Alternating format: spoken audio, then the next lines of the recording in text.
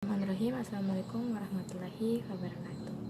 Perkenalkan, nama saya Anarisa, jurusan D3 Kebidanan dengan NIM PBA 2000016 dari kelas A20 Kebidanan. Pada video kali ini saya akan menjelaskan tentang evidence base dalam persalinan dan pelayanan KB atau keluarga berencana. Yang pertama, saya akan membahas dulu apa itu pengertian dari evidence base. Evidence base berasal dari kata Inggris atau bahasa Inggris. Yang pertama yaitu evidence yang artinya bukti atau fakta. Sedangkan base artinya dasar. Jadi evidence base adalah pembuktian secara fakta. Baik, selanjutnya yaitu saya akan membahas tentang evidence base dalam persalinan. Evidence base dalam persalinan kali ini ada 3, yaitu yang pertama efisiotomi, yang kedua vakum ekstraktor, dan yang ketiga gerak dan posisi pada proses persalinan. Langkah yang pertama atau materi yang pertama yaitu efisiotomi. Efisiotomi adalah irisan bedah melalui perineum yang dilakukan dengan cara melebarkan vagina guna membantu proses jalan lahir bayi. Efisiotomi rutin ini sebaiknya ditinggalkan dan hanya dilakukan jika ada indikasi, karena banyak hal yang semula dianggap sebagai keuntungan dari efisiotomi tetapi tidak memiliki bukti apa-apa. Yang kedua yaitu vakum ekstraktor. Vakum ekstraktor adalah alat instrumen medis yang digunakan sebagai alat bantu untuk menarik bayi dari vagina dalam proses persalinan. Dalam penggunaan vakum ekstraktor ini sama amannya dengan penggunaan Vercups jika dilakukan oleh seseorang atau operator yang terlatih dan kompeten. Pada penggunaan vakum ekstraktor ini juga tidak mengakibatkan atau meningkatkan morbiditas atau mortalitas BBL maupun ibu.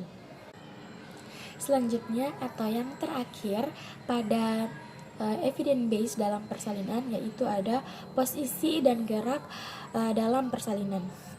Ada banyak posisi dan gerak dalam proses persalinan.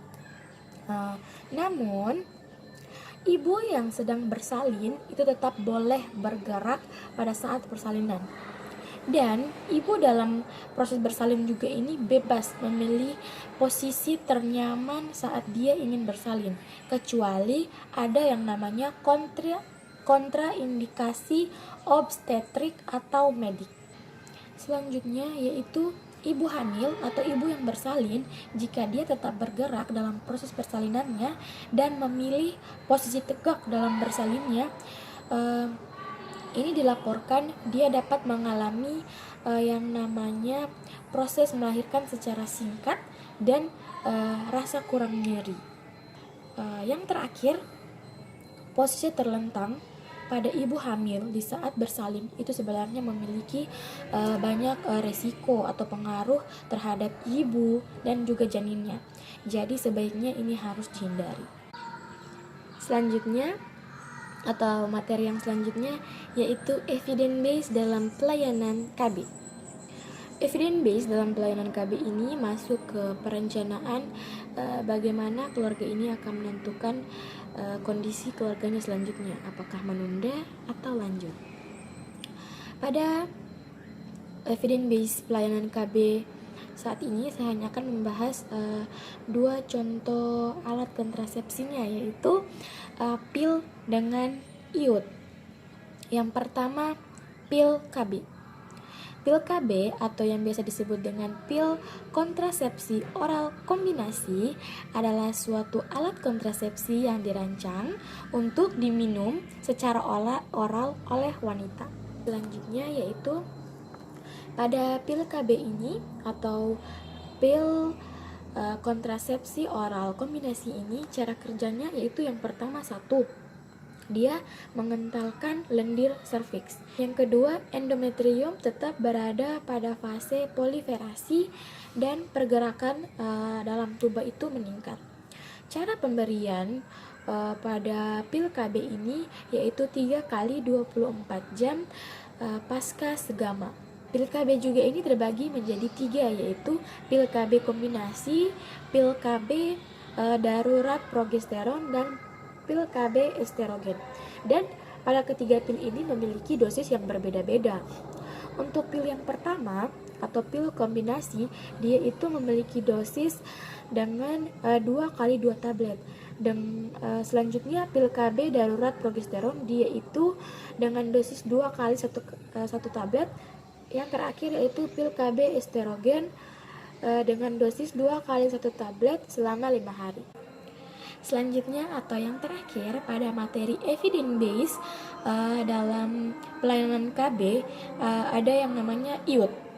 IUD atau orang biasa sering sebut itu dengan namanya alat kontrasepsi dalam rahim. Alat kontrasepsi dalam rahim ini disebut juga spiral atau coil, adalah perangkat kontrasepsi yang berukuran kecil, biasanya berbentuk T, di mana dia ini mengandung tembaga yang kalau biasanya digunakan itu dimasukkan ke dalam rahim pada wanita. Selanjutnya, cara kerja IUD.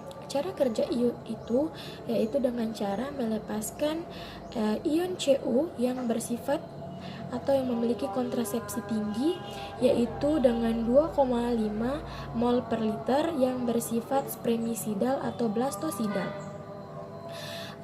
IUD ini juga cara kerjanya yaitu dengan pemberian pada 5 kali 24 jam pasca bersegama.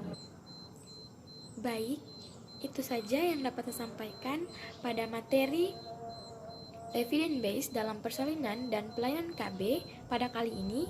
Bila ada kesalahan kata, mohon dimaafkan. Saya akhiri dengan ucapan wabillahi taufiq wal hidayah. Wassalamualaikum warahmatullahi wabarakatuh.